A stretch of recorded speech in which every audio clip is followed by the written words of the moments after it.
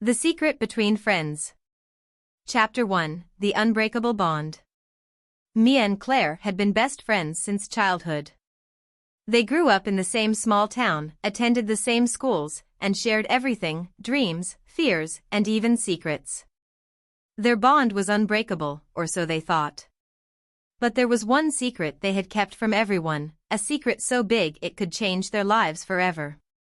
When they were 16, Mia and Claire had been involved in a car accident. It was late at night, and they had been driving home from a party.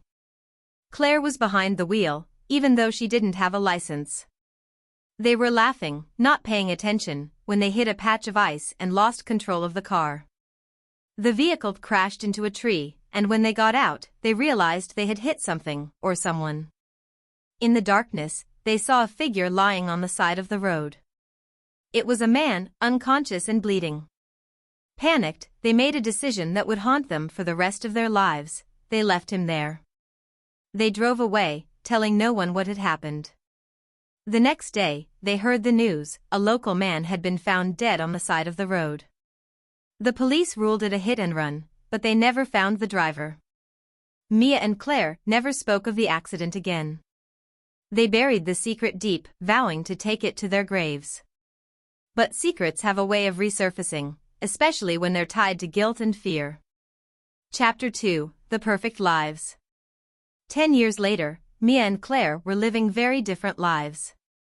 Mia had stayed in their hometown, working as a teacher and living a quiet, unassuming life.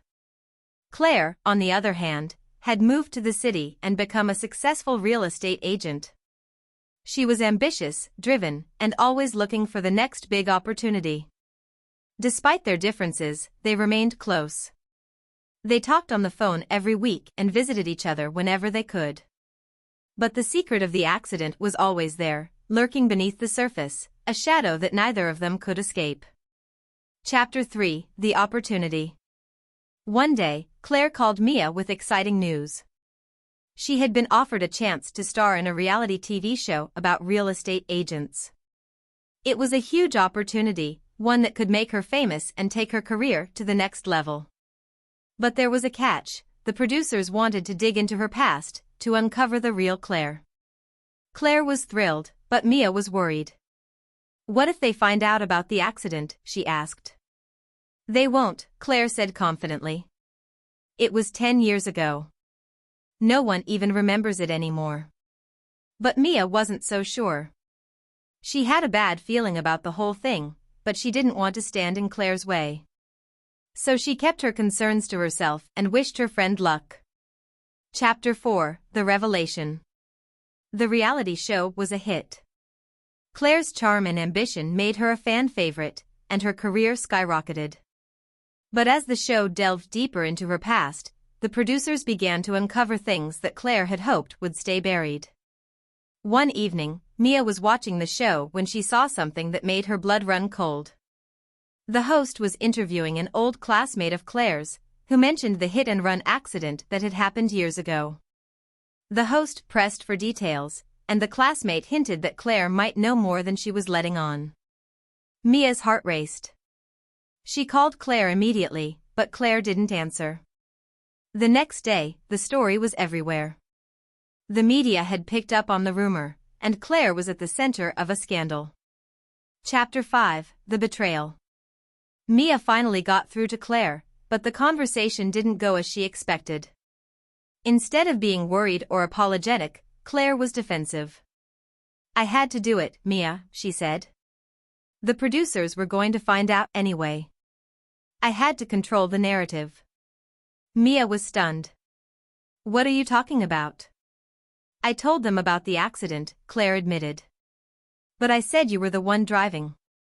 Mia felt like she had been punched in the stomach. Claire, how could you? We promised we'd never tell anyone. I didn't have a choice, Claire said coldly. This is my career, Mia. My future. I couldn't let it be ruined because of something that happened 10 years ago. Mia couldn't believe what she was hearing. Her best friend, the person she had trusted more than anyone, had betrayed her. And now, Mia was the one being blamed for the accident. Chapter 6, The Confrontation. Mia decided to confront Claire in person. She drove to the city and showed up at Claire's apartment, demanding answers. "How could you do this to me?" Mia asked, her voice trembling with anger and hurt. "We were supposed to be in this together. You threw me under the bus to save yourself." Claire didn't even try to deny it. "I did what I had to do, Mia. You would have done the same thing if you were in my position." "No, I wouldn't have," Mia said firmly. "I would never have betrayed you like that." Claire sighed. "Look, Mia, I'm sorry. But this is my life. My career. I can't let anything get in the way of that." Mia shook her head, tears streaming down her face. "You're not the person I thought you were, Claire. I can't believe I ever trusted you." Chapter 7, The Fallout. The fallout from Claire's revelation was swift and brutal. Mia was vilified in the media, painted as the villain who had left a man to die and then kept it a secret for years. She lost her job, her reputation, and her sense of self. Claire, on the other hand, came out of the scandal relatively unscathed. She played the victim, claiming that she had been too scared to come forward and that she had been manipulated by Mia. Her career continued to thrive, and she became even more famous. But Mia wasn't going to let Claire get away with it. She decided to tell her side of the story, to reveal the truth about what had really happened that night. She went to the police and confessed everything, knowing that it would mean facing the consequences of her actions. Chapter 8, The Truth. The truth came out, and it shocked everyone. Claire was exposed as the liar she was, and her career took a nosedive.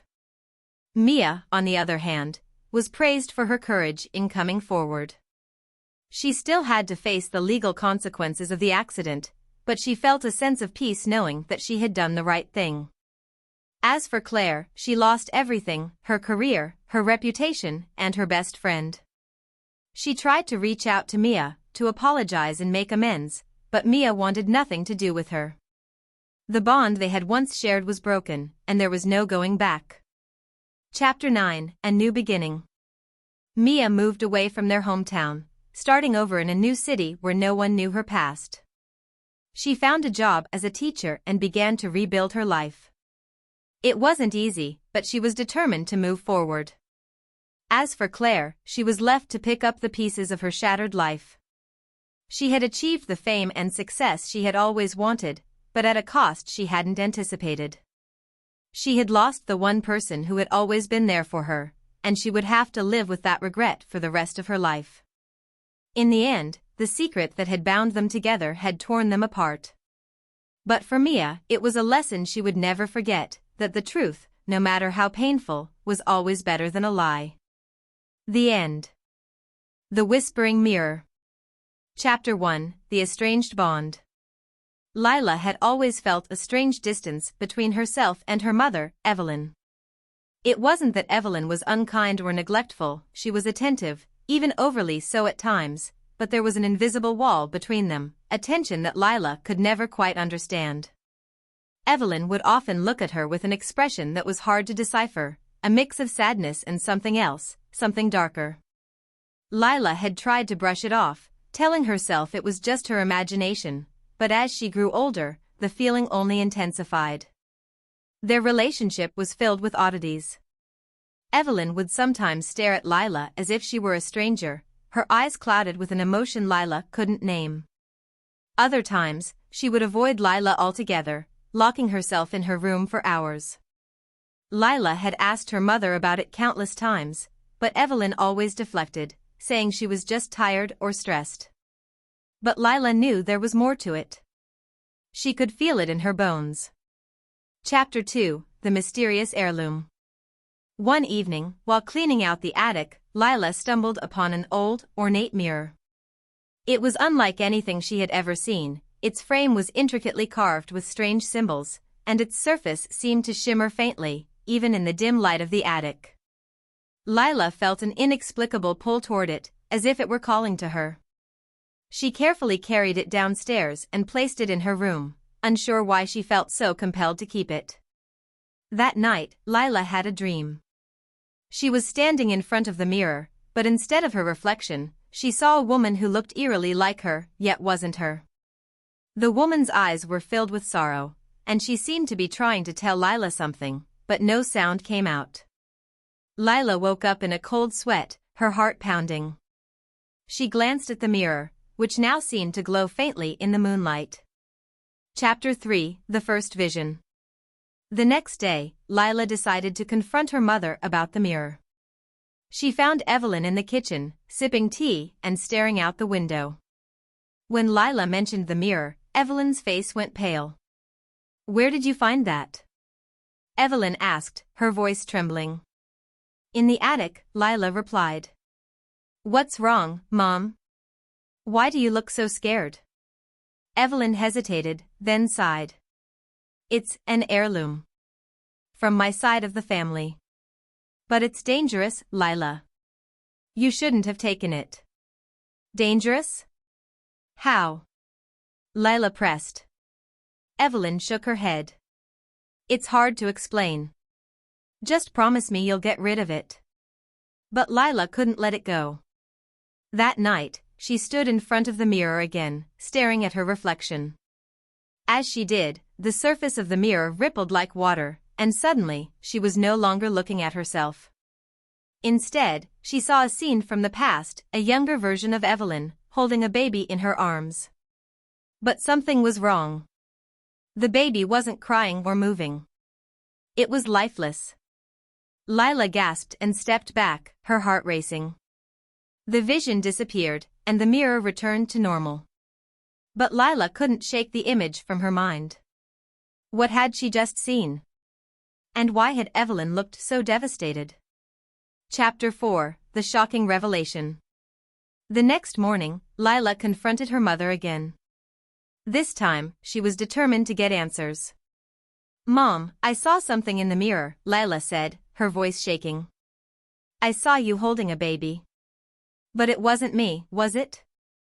Evelyn's face crumpled, and she sank into a chair, tears streaming down her face. "No, it wasn't you," she whispered. Lila's heart pounded. "Then who was it?" Evelyn took a deep breath, as if steeling herself for what she was about to say. "Her name was Lily. She was your twin sister." Lila felt like the ground had been ripped out from under her. "My twin sister? But why didn't you ever tell me?" Evelyn's voice broke. "Because she died, Lila. She died when you were just a few days old. It was my fault. I was so tired, so overwhelmed. I fell asleep while holding her, and she slipped out of my arms. She hit her head, and she was gone." Lila's mind reeled. She had a twin sister. A sister she had never known about. And her mother had been carrying this guilt, this secret, for her entire life. Chapter 5: The Mirror's Power. As the days went by, Lila became obsessed with the mirror. She learned that it was no ordinary object, it was a portal to the past, a way to see the memories and secrets that had been buried. Each time she looked into it, she saw more of Evelyn's past, the grief, the guilt, the desperate attempts to move on. She saw how Evelyn had poured all her love into Lila, trying to make up for the child she had lost. But the guilt had always been there, a shadow that neither of them could escape. Lila also began to see glimpses of Lily. She saw her sister's face, her smile, the life she might have had. And she realized that Evelyn's distance, her sadness, had always been tied to the loss of her other daughter. Chapter 6: The Confrontation. One evening, Lila confronted her mother again. This time, she was calm, her heart filled with a strange sense of understanding. "Mom, I know about Lily," she said softly. "I've seen her in the mirror. I've seen everything." Evelyn looked at her, her eyes filled with tears. "I'm so sorry, Lila. I never wanted you to find out like this. I thought if I kept it hidden, it would protect you. But I see now that it only hurt you more." Lila reached out and took her mother's hand. "You don't have to carry this guilt anymore, Mom. Lily's death wasn't your fault. It was an accident. And I know she wouldn't want you to keep punishing yourself. Evelyn broke down, sobbing as years of guilt and grief poured out of her. Lila held her, feeling a sense of peace she hadn't felt in years. The wall between them was finally crumbling. Chapter 7: The Healing. In the weeks that followed, Lila and Evelyn began to heal. They talked about Lily, about the life she might have had, and about the pain they had both carried for so long. The mirror, once a source of fear and mystery, became a symbol of their healing. They used it to remember Lily, to honor her memory, and to finally let go of the guilt that had haunted them. Lila also learned more about the mirror's origins. It had been passed down through Evelyn's family for generations, a tool for confronting the past and finding closure. But it had to be used with care, for it could also trap people in their grief if they weren't ready to face the truth. Chapter 8: A New Beginning.